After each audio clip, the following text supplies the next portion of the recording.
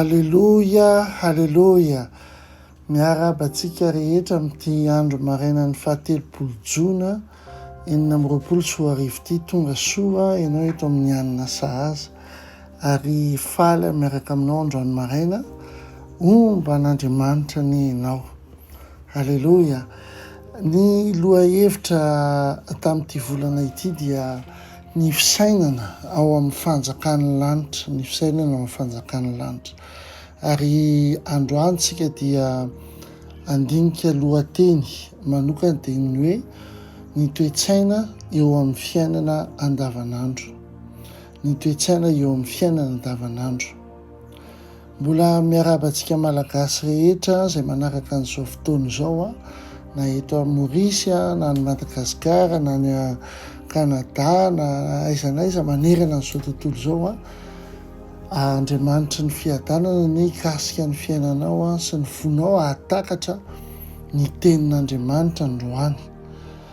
Tia resaka aminao momba ny toe-tsaina izay avy ao amin'ny fanjakan'ny lanitra izay tokony hananantsika kristianina tsirairay avy.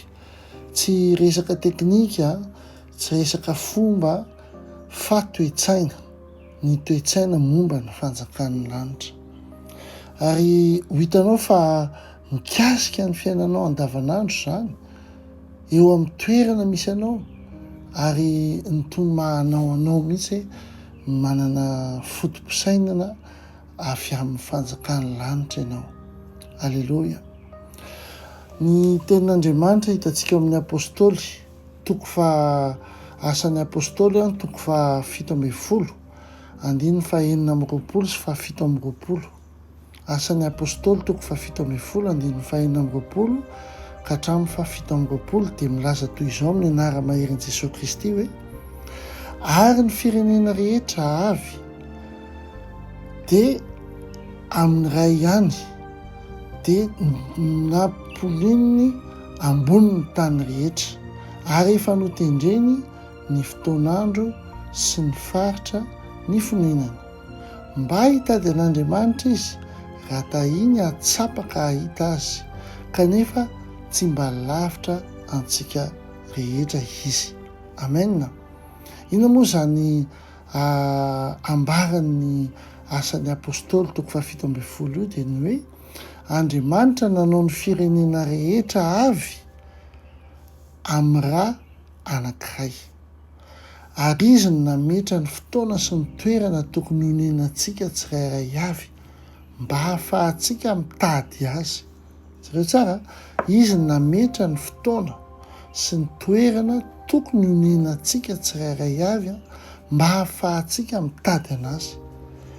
Inona dikan'izany amin'ny fomba azo ampiarintsika ao amin'ny fiainantsika?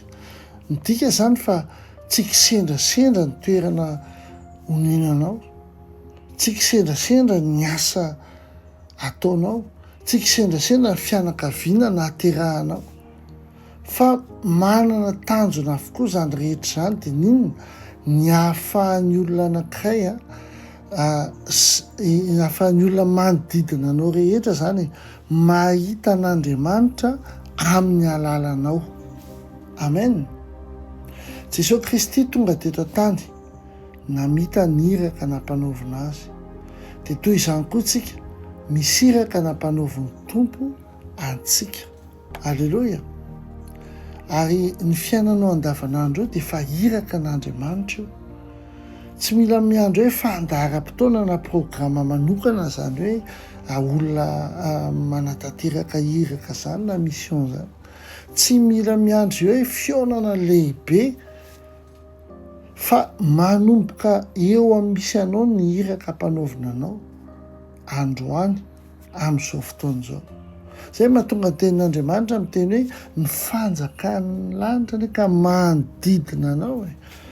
Halleloja. Tsy lavitra ny fanjakan'Andriamanitra fa manodidina anao, izany hoe mila hiainanao isan'andro. Halleloja. Ny marina dia tsy programa ny mission, tsy iraka. Ny iraka izany tsy hoe azafady, ny iraka tsy hoe fandaharam-potoana, tsy hoe programa, fa fomba fiainanao isan'andro ao an-trano, any amin'ny toeram-piasana, eny an-tsena eny, eny any rehetrarehetra eny, eny na dia ao amin'ny vondrona WhatsApp na ao amin'ny Messenger na ao amin'ny Facebook na ny ampianarana, rehefa maka ny ankizy ianao, reo rehetra ireo dia fa sa anataterahanao ny iraka izay nampanaovinao. Tsy mila mijery lavitra ianao fa eo manodidina anao dia efa manomboka. Ary tsaroa fa tsy hoe ny resaka ataonao rehetra, ny fomba fisainanao dia izao, tsy maintsy hoe mila mifandray amin'ny fanjakan'ny lanitra. Amen. Izany hoe ampahantsorana sy ampitiavana no iresahanao sy ny zavatra ataonao rehetra. Ny fananana toetra tsara, tsy misy fiaraham-belatsia, fiatsaram-belatsia, dia iainanao isan'andro. Mba ho hita taratra ny fiadanana izay mamirapiratra eny amin'ny tarehinao, amin'ny fihetsika ao, na amin'ny fotoan-tsarotra aza, dia oka ho hita taratra eny aminao ny fiadanan'Andriamanitra. Satria ianao avy amin'ny fanjakan'ny lanitra. Jereo tsara ny ambaran'ny Matteo 5:15. Tena hitantsika izany. Izay milaza hoe oka azava eo mason'ny olona toy izany ny fahazavanareo, mba hahitany ny asa soa ataonareo ka ankalazai ny rainareo any an-danitra. Dia milaza izany amin'ny fomba tsotra hoe ny olona dia mahita ny fihetsika ao aloha, avy eo dia mametraka fanontaniana ry zareo. Ary amin'izay fotoan'izay dia manomboka ny resaka. Dia ianao eo dia manomboka ny fahanginana zany eo amin'ny fitondran-tenanao, na dia mbola tsy manokatra ny vavanao azy ianao, dia fa tokony hita taratra ny fiadanana iny aminao. Amen. Ohatra anankiray avelao ilaza sary tsotra anankiray ho anao. Alefy sary an-tsaina hoe tonga amin'ny toerana anankiray ianao izay tsy dianao mahazatra, ohatrany hoe aty izao misy ny artisan café ohatra, dia afaka makany ianao hisotro kafe ohatra. Dia misy an'le barista moa ny fiteny an'le olona mpanome mpikarakara an'le kafe ireny dia fantatry ny barista ny anaranao. Dia indray andro tsikaritro ao fa mety hoe reraka izy, somary malahelo, dia azonao antaniana ampahantsorana hoe manao ahoana ianao androany. Zavatra tsotra, mety avy eo ambarany aminao ny enta-mavesatra izay nentiny. Dia izao mety hoe tsy nisy olon-kafa nanontany anazy mihitsy, fa mba ianao nanontany azy. Izay fihetsika tsotra feno hatsaram-panahy izay dia mamafy vo izay tsy vita ny zavatra hafa mihitsy. Izany indrindra noho izy hoe ny toe-tsaina momba ny fanjakan'Andriamanitra dia famafazana vo amin'ny ampiadanana ho an'ny olona. Izany hoe miova tsikelikely ny fiainana isan'andro, voninahitra makany amin'ny voninahitra, ary ny fiainanao dia mahakasika ny hafatra amin'ny farany. Izany efa tsy mila hoe ataonao ezaka ateriterena, tsy misy fanerena mihitsy, fa amin'ny alalan'ny fitiavana marina fotsiny. Amen. Izany ny toe-tsaina momba ny fanjakan'Andriamanitra. Fitiavana marina fotsiny, tsy misy fiatsaram-belatsia. Halleloja. Mila saina miorina tsara isika. Hoy Paoly amintsika amin'ny Kolosiana 3:2 hoe saino ny zavatra any ambony fa tsy ny zavatra ety an-tany. Efa natsangana niaraka tamin'i Kristy tsika, ho mieritreretany ny fomba hafa. Halleloja. tadio izany fa tsy hoe tsy miraharaha ny fakturanao ianao hoe tsy miraharaha ny fiainanao tsy hany mihitsiny tsy hoe tsy miraharaha ny ahiahanao koa ary ianao tsy hany mihitsy na hoe mody tsy misy fiainana satria ianao efa mieritreritra ny any ambony a dia tsy mieritreritra ny eto tany tsy mieritreritra ny ankonanao hoe masina loatra ianao mivavaka be ianao dia tsy mieritreritra ny hafa tsy izany mihitsy fa midika fa mahita n'iny fiainanao iny ianao amin'ny fomba fijerin'ny lanitra amin'ny fomba fijerin'Andriamanitra amin'ny fomba zany fijery mandrakizay tsy manana fomba fijery hoe akaikely ianao hoe tsy mandeha lavitra le fomba fijerinao fa mila manana fomba fijery mandrakizay ianao